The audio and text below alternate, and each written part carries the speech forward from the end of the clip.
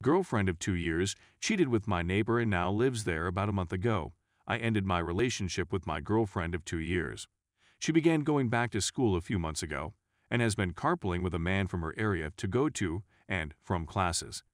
He claims to be an expert at manipulating people and circumstances the first time I meet him, which I find to be true. Since the beginning, I had a negative opinion of him and had informed my girlfriend that I believed he had terrible intentions and that he had a thing for her. She claims that he is not her type and that they are just friends. I make the decision to refrain from being the controlling kind and to put my faith in her. Forward to our anniversary, and she calls out of work claiming her back is hurting, but ends up performing a side job with her neighbor instead of going to her office. She doesn't get home from her part-time work until practically the wee hours of the morning. She said her phone had died, despite the fact that the person she was with had my phone number. He placed me on a no-contact list. When I approach her about infidelity, she completely denies it. After a while, she stops doing anything to assist out around the home and is always hanging out with her pals instead. It's Halloween a couple of days after our anniversary, and she asks me to go out and purchase pumpkins and wine so that we may carve pumpkins together. She's dressed in a terrible Halloween costume, and while we're driving home, she receives a text informing her that she's been invited to dinner and that I'm not. So I offer her an option, and she expresses her desire to be dropped off at the neighbor's house. So I put her there only to pick her up later, since she is clothed in newspaper and it is pouring, and I have just returned from 3 grocery shops in search of pumpkins. We return to our home and have a disagreement. She gets paid the next week, and I ask her to go out and acquire dog food for me since I'm broke and couldn't get any. After a few days of deceiving me into believing she had money, I discovered that she had spent all of it on her friends. When I discovered she had spent $300 of my money, I ejected her from the house. She's now 6 homes down the street. In order to get out of my neighborhood, I had to drive by his home. By the way, he lives with his parents. I've lately learned that he simply wants to be friends with me. I've only spoken to her on the phone once since we ended our relationship. She contacts me to inform me that someone has while she is at work. I informed her that they were probably under the impression that she was of dubious morals. Thus, they were probably okay with it. She put a stop to my progress. Story 2. Caught my husband of 22 years cheating. I realized that my spouse of 22 years had been having an affair the week before Thanksgiving. In the preceding several months, I had noticed a few inexplicable occurrences, so I examined his text history, really simply to set my mind at ease, and it was all there. Our relationship is filled with expressions of affection, pet names, plans for get-togethers, and grievances about one another. Not only that, but it happened within the preceding 24 hours. It was only when I confronted him with the information I had learned about his relationship that he acknowledged to having an affair. He said that the relationship began in February 2020 and had been continuing on since then. That's a period of 1 year and 9 months. I was really taken aback. I knew she was a colleague with whom he had a friendship, but I trusted him and never imagined he would go so far as to cross the line. Following the incident, he went to meet her and informed me that he had stopped the relationship because he only ever wanted to be with me. He said that the only reason he was with her was because she made him feel desired. He was behaving at home throughout the affair as if he wanted to reignite our relationship now that the kids are away at college, which isn't entirely accurate. We were going on dates with each other and creating more time for one another. However, in his messages, he said that we were living together like roommates. The fact that I've never done anything like that with housemates surprises me. To put it another way, he was dating both of us at the same time.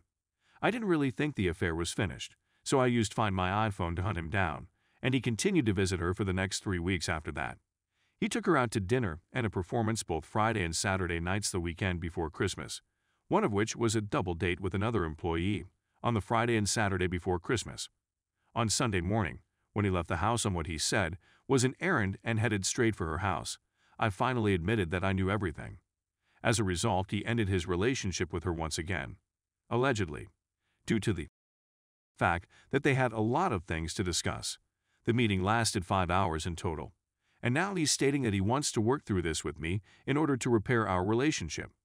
As soon as I bring up the fact that he was seeing her as recently as 2 weeks ago, he argues that those encounters were no big issue, since they didn't have sex, and that the relationship was really winding down on its own.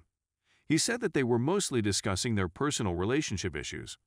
The writings I had seen 3 weeks previously did not seem to indicate that anything was coming to an end. As a result, I'm now attempting to figure out what to do. He seems to be earnest in his desire to correct the situation, and he has promised to go to therapy. He tells me on a regular basis how much he loves me and that I am his full universe, and I believe him when he says this. I haven't seen him with her yet, and he's been very cautious to keep his whereabouts under wraps for the last several days. I, on the other hand, feel entirely cut off from him. I can't bear to look him in the eyes, and I don't want him to touch me. I'm afraid I'll never be able to trust him in the same way again. The only thing that has prevented me from leaving or evicting him is my desire not to break his heart in the process. Yes, you did read it correctly. I'm completely stunned right now. Story 3. I had an affair with a co-worker and now she won't leave us alone. We've had a difficult road to travel, but we're making progress toward reconciliation. Because it was a co-worker, the first move was to resign from his position. This was the very bare least he needed to do in order to even contemplate talking to me. Even though I'd expressed concern about her being too close to me on various occasions, she had insisted that they were only friends. He was asked to alter his phone number, which he agreed to do. If she didn't leave us alone and stop contacting us, I threatened to report her to the police for harassment. In Australia, harassment is classified as a civil matter, and you can get a court order ordering them to leave you alone.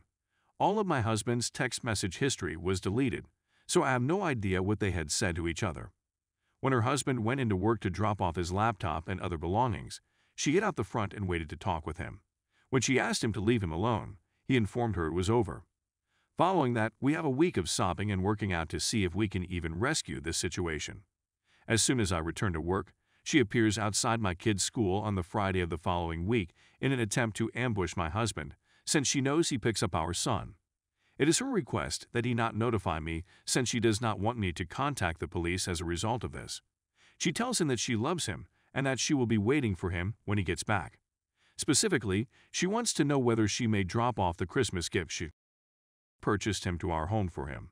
He tells her I wasn't there, but this is what he says, that even if things don't work out between me and him, he will not go to her, that he will tell me, and that she should leave us alone. She had promised herself that she would never contact him again. My spouse informs me right immediately and then goes into a panic episode for a few minutes. He said he felt as though he had been ambushed and that he had lost control. It had a significant impact on him and brought home just how terribly he had screwed up our lives. He was quite sorry, and he was certain that he had been forceful enough that she would not approach him in the future. The two of us continue on with our lives, starting with MC and moving towards reconciliation. We have our good days and bad days, and then we get to spend the Christmas holidays together as a family. It's difficult, and to be honest, I still think about the infidelity on a daily basis. It's the first thing that comes to mind when I wake up in the morning, and it strikes me when I'm at my most vulnerable. My spouse, on the other hand, is being responsible and is responding to any inquiries I may have. We're putting in the effort with MC and attempting to make it all come together. She messaged him on Facebook a couple of days ago, just to see how he was doing along. See, she was in a domineering relationship with someone else, and she was projecting her views onto my husband and myself. It provided her with the moral high ground from which she could seduce my husband, which she absolutely did. At no time am I implying that he is not an independent adult who made his own decisions, but she aggressively pursued him after meeting me and learning that we were married with children. So she sent him a note to ask how he was doing and to see if he needed anything. As a result of everything I'd heard about their relationship, I wasn't shocked when she reached out to my husband. However, he was dead serious about getting back together with my husband. He immediately phoned Police Link to find out what his options were, and the following day, we were down at the police station filing a complaint with the officers. We must first file an order with the court and then submit it to the court. We will then be given a court date, at which time the judge will determine whether or not it becomes a criminal issue if she attempts to contact him or us again. All of this has pushed it back to the forefront of my consciousness. For example, he knew her address since it was the location where they the story of how she bought him gifts, but he instructed her to return them because I would find out. The fact that I actually care for him and that it kills me every day is a horrible sensation.